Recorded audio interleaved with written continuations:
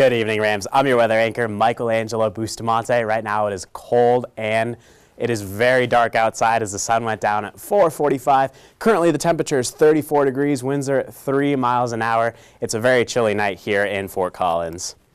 All right, so taking a look at the 5-day forecast, the forecast is pretty consistent, so it's going to be 53 tomorrow, 54 on Saturday, 50 on Sunday, 60 on Monday. It's going to be the warmest day of the week, and then 58 on Monday, so we should stay dry. It should be overall pretty nice, a little bit chilly at night, but during the day you should have pretty good weather. All right, now taking a look at the temperatures all across the state. Tomorrow in Fort Collins, once again, 49 degrees, 58 in Denver tomorrow, 53 in the Springs, 48 in Pueblo, 56 up in Sterling, 58 Lyman, 52 Burlington, and 52 in Lamar as well. Up in Craig, it's going to be 53 degrees, 54 in Vail, 50 in Gunnison, 54 Telluride, 59 in Alamosa, and the warmest place in the state tomorrow is going to be Grand Junction at 61 degrees.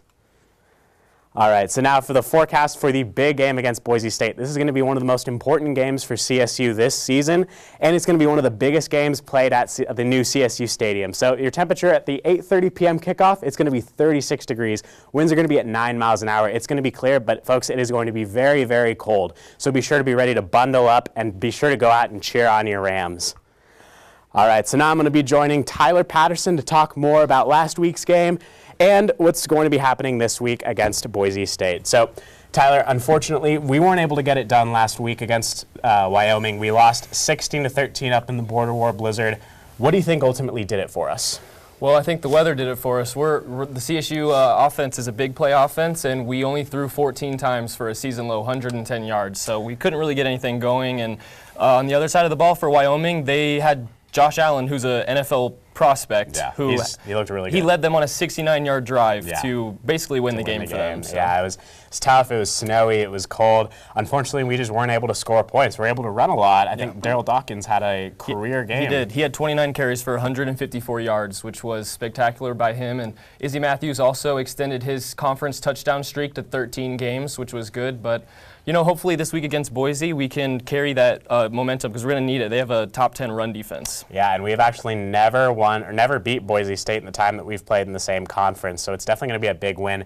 At this point, we need to beat Boise State. We need to hope that some other teams in our division lose. So Tyler, what do you think the keys of the game are this week? Keys to the game is, like I said, we got to get Dalen Dawkins involved, and we got to get him running the ball, and obviously get Michael Gallup back involved. He only had 4 catches for 29 yards, so we need a big night out of him, and hopefully the fans show out for the Rams, and we get a big win at home. Yeah, even though it's going to be cold, we do need the fans out there, so be sure to come out. All right, Tyler, so what do you think the score of the game is going to be? Well, we haven't been doing too hot on our predictions lately, and I hope I can continue the trend, and I'm going to go ahead and say Boise State is going to win 35-21 over the Rams. All right, well, Tyler, I hope you continue your streak of predicting the games wrong, but that's all I have for you tonight, Rams. But coming up next, Tyler Patterson's going to take it away with the latest in Ram sports. Have a good night.